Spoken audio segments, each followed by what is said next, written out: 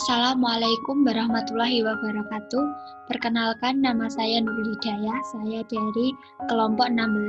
Di sini saya akan mempresentasikan rangkuman materi PBBK Universitas Brawijaya Kediri Kampus 3 pada tanggal 17 Oktober 2020. Materi yang pertama yaitu kepemimpinan dalam perspektif Islam yang disampaikan oleh Kak Irman Firmansyah, mahasiswa manajemen Fakultas Ekonomi dan Bisnis Universitas Brawijaya angkatan 2017. Pemimpin merupakan seorang yang mengemban tugas dan bertanggung jawab untuk memimpin. Pemimpin menurut pandangan agama, setiap pemimpin akan diminta bertanggungjawaban atas kepentingan kepemimpinannya di hadapan Tuhan. Kepemimpinan merupakan seorang yang dapat mempengaruhi orang lain untuk mencapai suatu tujuan bersama. Kemampuan untuk mempengaruhi tujuan. Kemampuan yaitu ada skill, cara, gaya, seni, taktik, dan kecakapan untuk mempengaruhi orang lain sehingga dapat mencapai sebuah tujuan. Pengaruh seorang pemimpin. Tidak semua pemimpin dapat memberikan pengaruh besar terhadap sesuatu yang ia pimpin. Semua orang memiliki cara memimpin tersendiri tergantung yang ia pimpin. Sebagai pemimpin harus memiliki sebuah alasan kenapa. Karena ada sebuah tujuan yang harus dicapai, dan tidak hanya itu, sebagai pemimpin harus memiliki visi misi yang kuat. Di dalam perspektif agama, ada pertanyaan yang harus dijawab oleh seorang pemimpin. Pertanyaan yang harus dijawab oleh seorang pemimpin yaitu, ingin menjadi apa seorang pemimpin? Untuk apa menjalankan amanah sebagai seorang pemimpin? Kemana arah tujuan yang akan diambil? Apakah seorang pemimpin tahu di mana kepemimpinannya akan dipertanggungjawabkan? Itulah sebuah pertanyaan yang harus dijawab oleh seorang pemimpin. Di dalam agama, manusia adalah pemimpin, bertanggung jawab atas apa yang akan dia capai. Sikap yang harus dimiliki oleh seorang pemimpin. Sikap penting yang harus dimiliki oleh pemimpin adalah 1. Cerdas, 2. Disegani atau disukai oleh orang lain, 3. Mengerti dan memahami kondisi orang lain, 4. Tidak rakus atau cepat puas, yang artinya tidak rakus, tidak memanfaatkan jabatan untuk urusan pribadi. Cepat puas, yang artinya tidak terlalu puas atas apa yang ia pimpin, sehingga tidak menutup mata kepada orang lain yang ia pimpin. Adapun 4 pilar sifat yang harus dimiliki oleh seorang pemimpin. Pertama, sidik, yaitu benar dalam perkataan maupun perbuatan, dua-duanya harus jalan. Yang kedua, amanah, yaitu dapat dipercaya dalam menyelesaikan urusan dengan sebaik-baiknya. Yang ketiga ada fatona, cerdas dalam membuat kebijakan dan solusi yang tidak bertentangan dengan peraturan yang ada. Yang keempat ada tablik, menyampaikan segala informasi dengan apa adanya, tidak dibuat-buat yang berkaitan dengan orang banyak. Cara menjadi pemimpin yang baik tidak mudah, tapi bisa belajar dan pengalaman. Yang kedua adalah leadership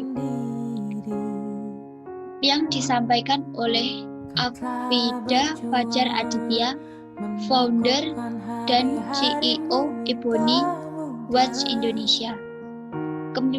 Kepemimpinan, orang yang menetapkan, mendorong, mempengaruhi orang lain untuk mencapai tujuan. Gaya kepemimpinan, otoritas, laissez-faire, demokratis. Hal yang harus diperhatikan,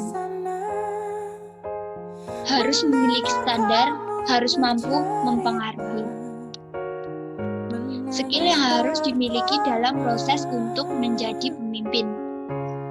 Visi, adaptif, mindset positif, strategis, komunikasi yang baik, terbuka, dapat bekerja sama dengan tim, konsisten, dan gigih. Hambatan leadership dalam pandemi COVID-19. Adanya lambatan beradaptasi, komunikasi kurang baik, kurang komitmen, kontrol pada goal kurang maksimal, kurangnya standar aturan yang jelas. Ada sebuah kata mutiara dari Kak Afida Fajar Aditya, yaitu seorang ingin mencapai tujuan tanpa adanya proses kepemimpinan jadinya hanya sebuah wacana. Materi yang ketiga yaitu mental milenial dengan politik ekonomi digital yang disampaikan oleh Dr. Soekarwo SH M.Hum, mantan Gubernur Jawa Timur, anggota Dewan Pertimbangan Presiden. Kondisi demografi Indonesia 2020. Penduduk usia produktif. Laki-laki 92.188.400, perempuan 91.328.900, jumlah total 183.517.300 yang sekitar 67,70% dan didominasi oleh penduduk usia produktif laki-laki. Tantangan daya saing Indonesia. Survei World Economic Forum atau WEF mencatat daya saing Indonesia tahun 2019 turun ke posisi 50 dari peringkat 45 pada tahun 2018. Penurunan tersebut disebabkan oleh lambatnya penerapan teknologi. Di Indonesia, sebagai The Digital Energy of Asia, top 5 pencetak startup di dunia. Permasalahan digital adalah kesejahteraan rakyat, yaitu adalah ekonomi. Tahun 2020, perekonomian Indonesia menurun drastik, 70,78% di ASEAN dan 1,21% di dunia. Perkembangan e-commerce di Indonesia. Berikut website yang paling sering dikunjungi. Ada Shopee, Tokopedia, Bukalapak, Lazada, Blibli, dan JD.id.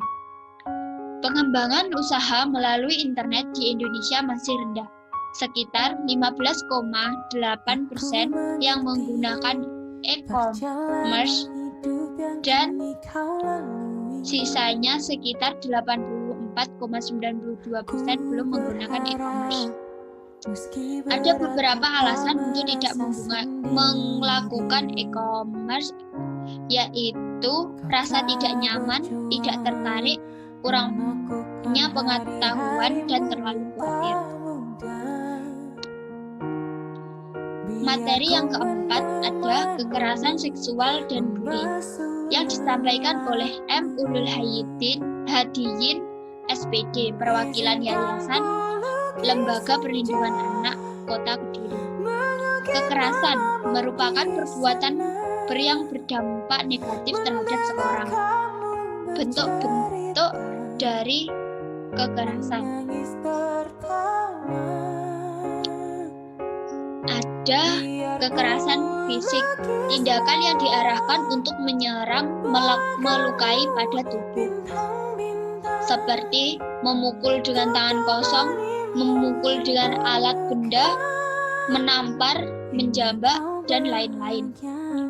Berikutnya ada kekerasan psikologis, tindakan yang diarahkan untuk menyerang perasaan dengan tujuan menghina, menghukum, atau merendahkan harkat dan martabat. Contohnya,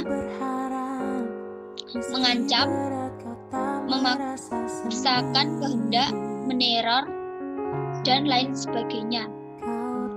Kemudian ada kekerasan seksual, tindakan yang secara khusus diarahkan untuk menyerang reproduksi. Contohnya, pelecehan seksual, perbudakan seksual, perkosaan, dan lain sebagainya. Yang terakhir ada kekerasan ekonomi, tindakan yang berakibat ketergantungan ekonomi hidup, tidak sejahtera, dan kesengsaraan.